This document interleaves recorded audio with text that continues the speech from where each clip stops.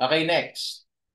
An open cylindrical tank, 0.3 meter in diameter. So this is 0.3 meters.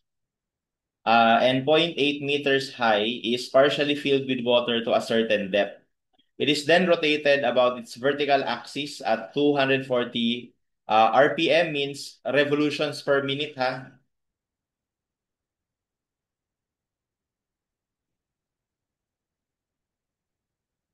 Okay?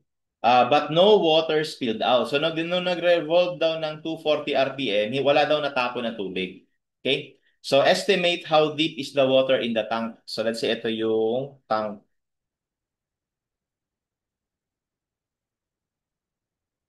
And then let's say ito yung amount ng water inside initially. Yan. Okay? And what we know is we know the depth. I mean the height. So this is 0.8. And we also know the diameter. This is 0.3. But what we do not know is yung height na to. Tawagin ko na lang na h. Pero ang clue sa atin, nung nirevolve daw natin to about its axis ng certain omega or ng certain revolutions, ang nangyari, walang natapon. So, i-maximize na natin, no? Bali, ibig sabihin, sakto lang na nandito yung yung water surface natin. So, sakto lang na nandyan. Okay, so lumalabas ngayon, etong height na to, yan yung height nung fluid, no, or nung parabolic na shape, no? Tawagin nating y. Okay, and actually, dahil binigay naman yung revolutions per minute, we can solve for that y. So, di ba meron tayong formula na y is equal to omega squared x squared over 2g for rotating vessels, di ba? And importante lang dito is yung omega dapat naka-radians per second kasi hindi pwedeng revolutions no? Again, ang tanging unit of measurement ng angle na that corresponds to the real number system is yung radians. Kaya we always need to convert angles into radians, no? So revolution is not a real it is not a real number, no? So that's why we have to convert it to radians. Alright? So also, yung minute na to, kailangan din natin to i-convert kasi yung G na to, ang alam natin sa G, meter per second squared. No? Meter per second squared. So, naka-second to. Alright? Kaya mamaya, isa-second din natin to. Kaya ang gagawin ko, dito ko na lang gagawin. Si omega natin na 240 revolutions per minute, imumultiply natin ng para maging radian sa isang revolution, meron tayong 2 pi radians, di ba? So, cancel to. So, radians na siya. Tapos, sa isang minuto, meron tayong 60 seconds. So, cancel to. Ayan. So, radians per second na. Okay? Tapos, itong x na to is yung distance naman from the parabolic shape papunta doon sa edge na to. No? So, bali ito yun. Bali kung galing ka sa vertex, yung height niya nasa y. So, yung x niya, ito. Yan yung x. Okay? So, which is radius lang, di ba? Half lang ng 0.3. So, substitute na natin. So, we will have um, 240 times 2 pi times or divided by 60. Or gawin ko lang, pagsamahin ko na lang yung 2 pi tsaka 60. 240 times 2 pi over 60 squared. Tapos x is half ng 0.3 squared over 2g. Ayan. So, we can solve for y.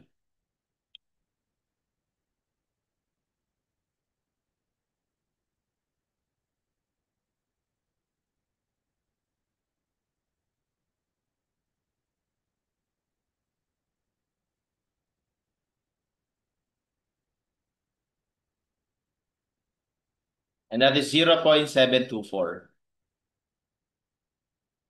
This is in meter.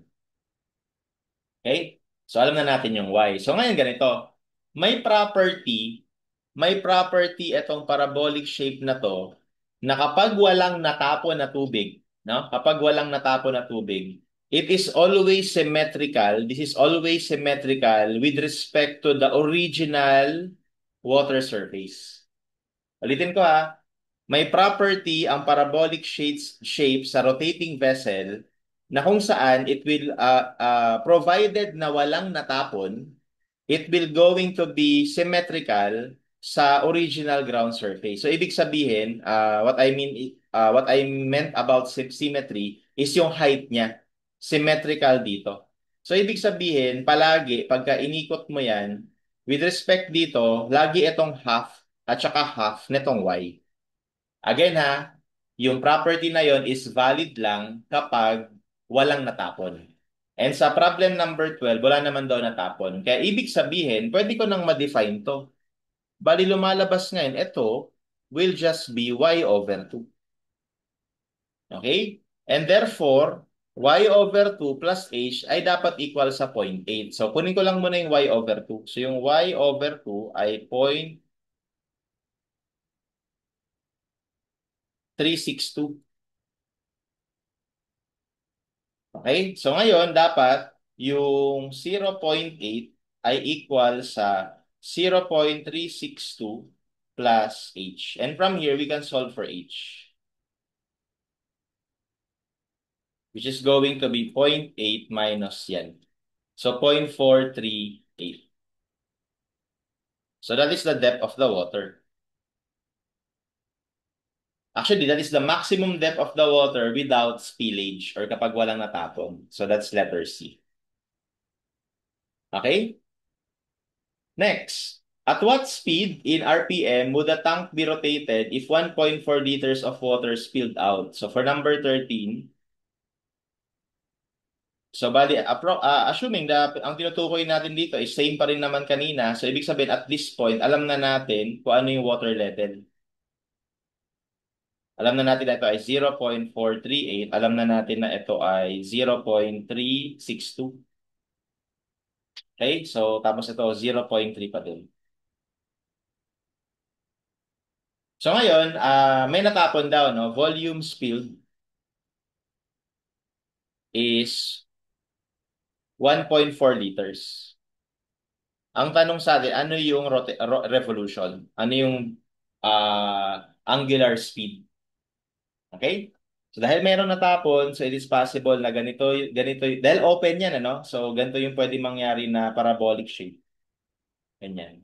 So meron ulit itong height. Okay? So again, yung height na yan is equivalent to omega squared, tapos lagyan ko na ng value ha, 0.15 squared over 2g. Ayan. So, kailangan mahanap muna natin ano tong height na to para masagot natin kung ano yung W. No, ano tong height na to. So, gamitin natin yung volume spilled. So, paano ba natin i-relate itong volume spilled na to dun sa Y? Okay? So, paano ba i-measure dito yung natapon na tubig? Normally, ang ginagawa ng iba is kinukuha yung total volume original, tapos ibinabawas itong volume na to na natira. Na itong volume na to ng water na natira. Which is going to be a little bit complicated kapag ganun yung ginawa. Kasi una, ito, walang problema. Cylinder lang naman yan. So, ang volume niyan is pi r squared h.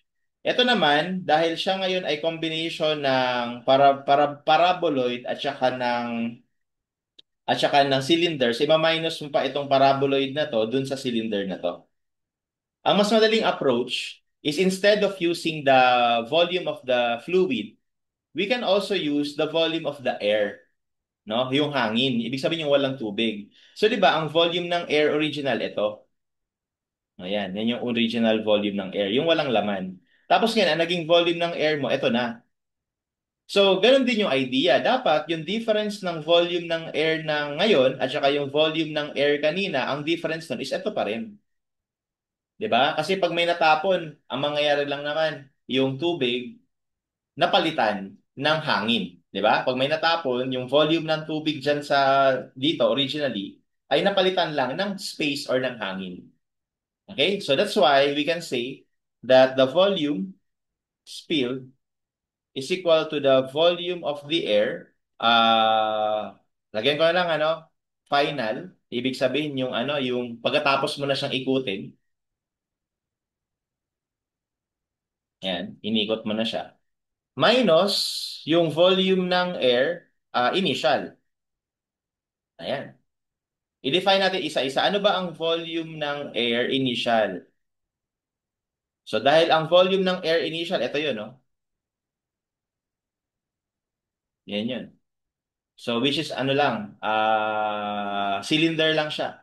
So we can definitely define that is area ng base, so pi over 4.3 squared times height. So 0.362. We can also do pi r squared h. Pi r, so syempre yung radius mo, 0.15 squared h. So parehas lang yan, ha? So alternative lang, no?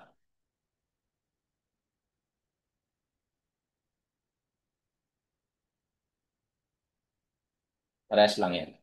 So yun yun, makakompute mo na. Ngayon, ano naman yung volume ng air final? So actually, ano siya, volume siya nito.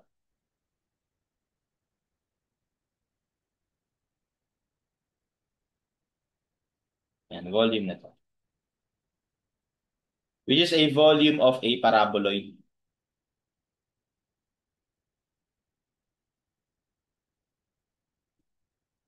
So dito guys, kailangan kabisado natin yung volume ng paraboloid. And hindi naman siya complicated. Tandaan nyo na kaagad, ang volume ng paraboloid, ang formula niyan is kalahati lang ng volume ng cylinder. So half lang siya ng volume ng cylinder. So ibig sabihin ganito, one half lang siya ng pi over 4 d squared h or one half ng pi r squared h. So one half lang siya. Kaya hindi siya ganun ka-complicated, tandaan. Alright? So that means we will have, so gamitin ko na lang to, ito na yung gagamitin ko. So that means we will have one half pi 0.15 squared. Tapos ano yung h niya? So yung h niya is yung height niya na to, which is yung y, yun yung hinahanap natin. Ayan. So yan ngayon yung volume ng air final. So ngayon, ipasok na natin to lahat, pagsamahin na natin to lahat. And by the way, this is 1.4 liters. So dahil naka-meter ako, ang dapat na kabisado naman natin dito, yung conversion na ang 'di ba kanina sabi ang 1,000, 'di ba ang 1,000 liter ay equivalent sa 1 cubic centimeter. Sorry, tama. Di baliktad. Ang 1 cubic centimeter ay equal sa 1,000 liter.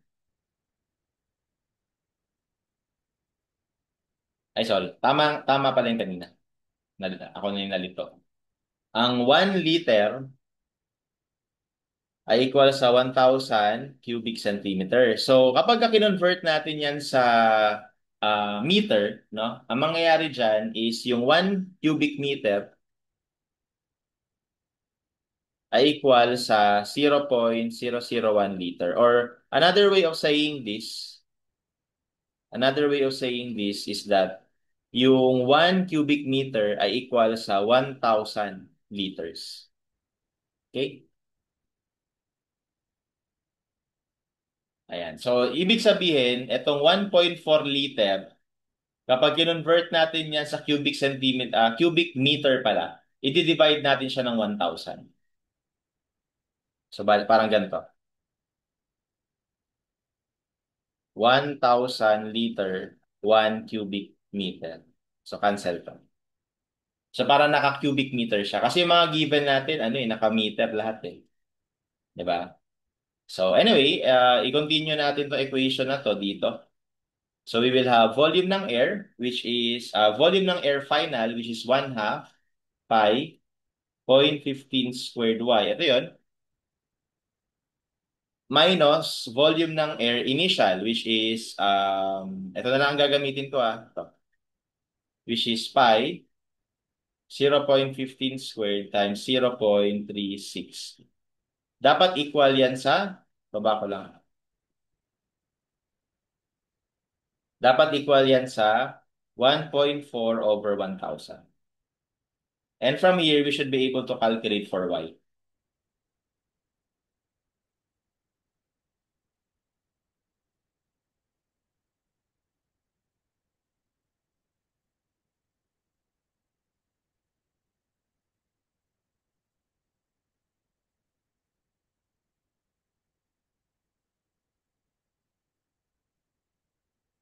Okay, and that gives us 0.764.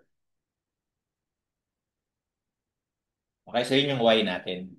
So ngayon, dahil meron na tayong y, gagamitin naman natin itong formula na to to solve for the omega, w. So we have 0.764 is equal to omega squared x squared over 2g. And we should be able to calculate here yung omega.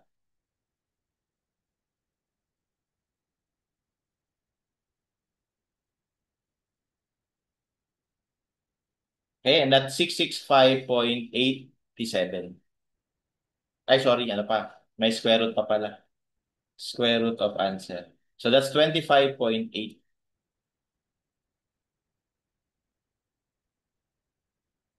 But this is still in radians per second.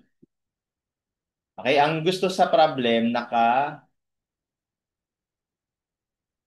ano, naka RPM. So, babalik rin lang natin. So, this time, mag-multiply tayo ng 60 seconds over 2 pi radians para maging revolution per minute. Okay? At kapag ginawa natin yan, we have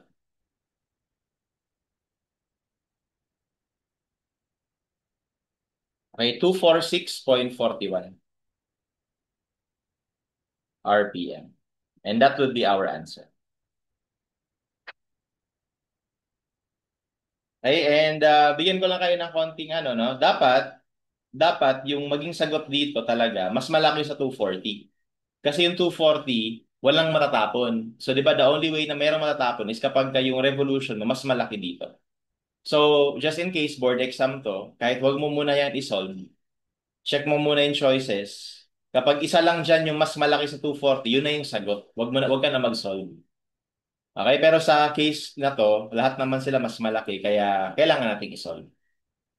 Okay? So, again, I'm just giving you a tip, no? Kapag ano naman, mas ma liit yung tatlo dun sa 240. So yung isang nag-iisang mas malaki, yun na yung sagot. Okay? Kasi again, dito wala namang natapon. Alright? So next, at what speed in RPM would the tank be rotated so that the pressure at the center of the bottom is zero? So for number 14, kailangan daw yung pressure dito zero. So that means, so that interprets to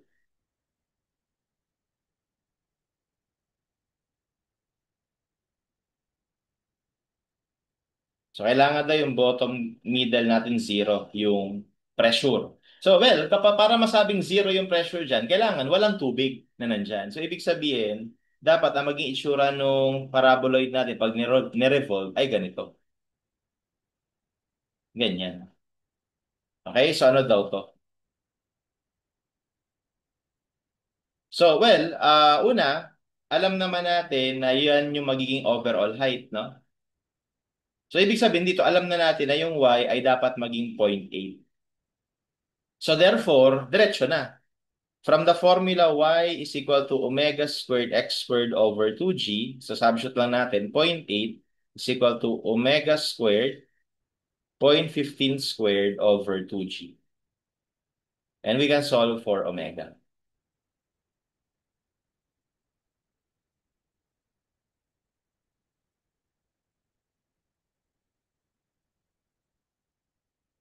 Okay, that's 26.41. Once again, radians per second pa to. So, multiply pa ulit natin ng 60 over 2 pi.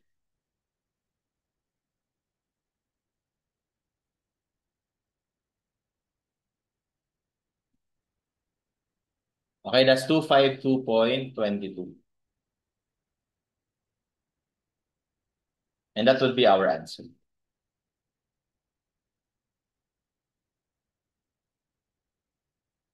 All right?